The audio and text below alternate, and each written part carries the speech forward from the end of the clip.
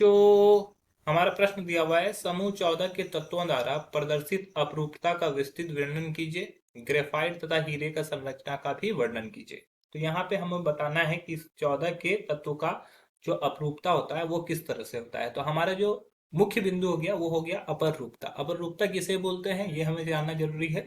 और ग्रुप 14 के तत्व में कौन कौन से तत्व अपरूपता दिखाते हैं ये जानना जरूरी है।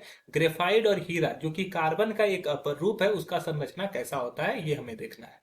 तो चलिए स्टार्ट करते हैं हमारा प्रश्न। मुख्य अवधारणा जो हो गया है हमारा अपर रूपता। अपर रूपता किसको बोलते हैं?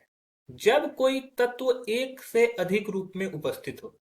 जब कोई तत्व दो या दो से अधिक रूप में, दो या दो से अधिक रूपों में रहता है, जहां भौतिक गुण भिन्न भिन्न, जहां भौतिक गुण भिन्न और रासायनिक गुण समान हो, और रासायनिक गुण समान हो, वो अपरूपता कहलाता है। रासायनिक गुण समान हो अपर रूपता कहलाता है। ठीक है, ये हो गया अपर रूपता किसको बोलते हैं ये हम लोगों ने समझ लिया।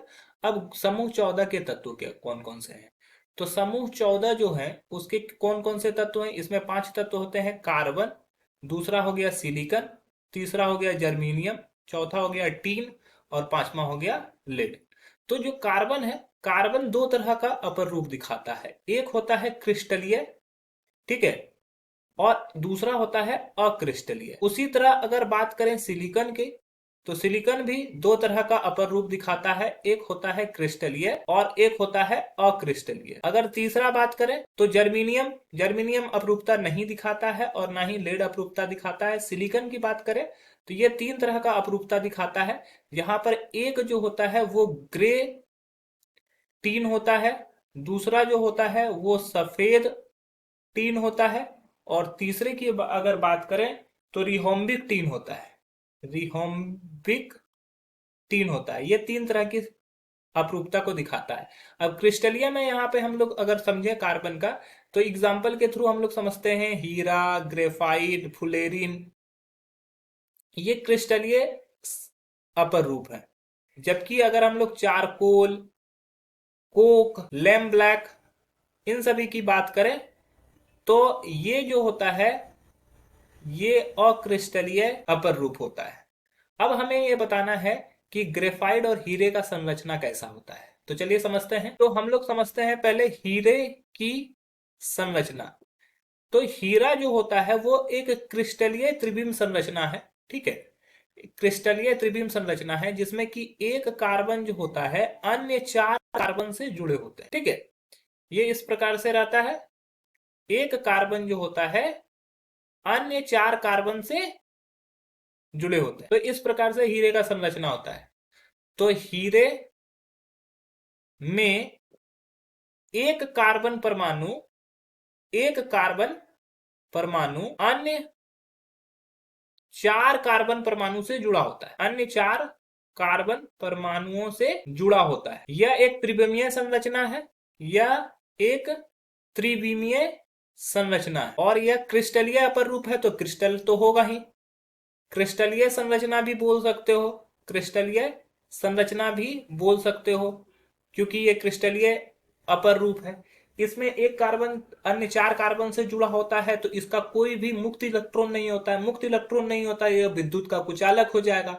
और चूंकि यहाँ पर कार्बन का अष्टक कंप्लीट हो जाता है और त्रिविमीय संरचना है और क्रिस्टलीय संरचना है तो यह कठोर हो जाता है। यह बहुत ज्यादा क्या होता है, कठोर हो जाता है। अब हम लोग बात करते हैं ग्रेफाइट की संरचना की। तो ग्रेफाइट की संरचना, तो ग्रेफाइट की जो संरचना होती है वो षष्ट यानी कि वलयाकार होता है। ये एक षटकोण की भांति, ठीक है, ये रहता है। अब यहां पर क्या होता है कि एक कार्बन जो परमाणु होता है वो अन्य तीन कार्बन से जुड़ा होता है और ये परतदार होता है। ठीक है, एक कार्बन परमाणु कितने कार्बन परमाणु से जुड़ा होता है? अन्य तीन कार्बन परमाणु से जुड़ा होता है। और ये क्या होता है, वलयाकार। ये छह कार्बन से इस तरह से बना। ये एक लेयर हो गया, ये पहला परत हो गया, परत एक। उसी तरह दूसरा परत होता है, ठीक है। और ये परत जो होते हैं एक दूसरे से वांडर वाल बल से जुड़े होते हैं। ये परत क्या होता है, एक दूसरे से वांडर वाल बल से जुड़े होते हैं। ये देखो उसी प्रकार का एक स्ट्रक्चर है। अब क्या होगा कि ये जो होगा ये वाला पार्ट इसके ऊपर से जुड़ा रहेगा इस प्रकार से, ठीक है। ये एक परत दूसरे परत पर इस तरह से जुड़े रहते हैं, ठीक है। तो ये वॉन्डर बाल बल से जुड़ा रहता है। परत एक दूसरे से वॉन्डर वाल्स बल से जुड़े रहते हैं, जो कमजोर होता है। ये क्या होता है, कमजोर होता है। एक कार्बन परमाणु कितने अन्य कार्बन परमाणु से जुड़ा हुआ है, सपोज कर लो ये एक कार्बन परमाणु है, ये कितने कार्बन परमाणु से जुड़ा हुआ है, एक यहां से, एक इधर से और एक इधर से, तीन कार्बन परमाणु से जुड़ा हुआ है। तो अन्य तीन कार्बन परमाणु से जुड़ा रहेगा तो कार्बन का जो देखोगे तो कार्बन का संयोजकता 4 होता है। इसको अपना अष्टक पूरा करने के लिए 4 से बंध बनाना जरूरी है, लेकिन यहाँ पे ये तीन ही कार्बन से जुड़ा हुआ है। तो इसका एक मुक्त इलेक्ट्रॉन यहाँ पर रहता है, और मुक्त इलेक्ट्रॉन रहने की वजह से क्या होता है, यह विद्युत का सुचालक हो जाता है। ये विद्युत का क्या होता है, सुचालक होता है। तो आशा है कि यह आपका संरचना आपको समझ में आई होगी। धन्यवाद।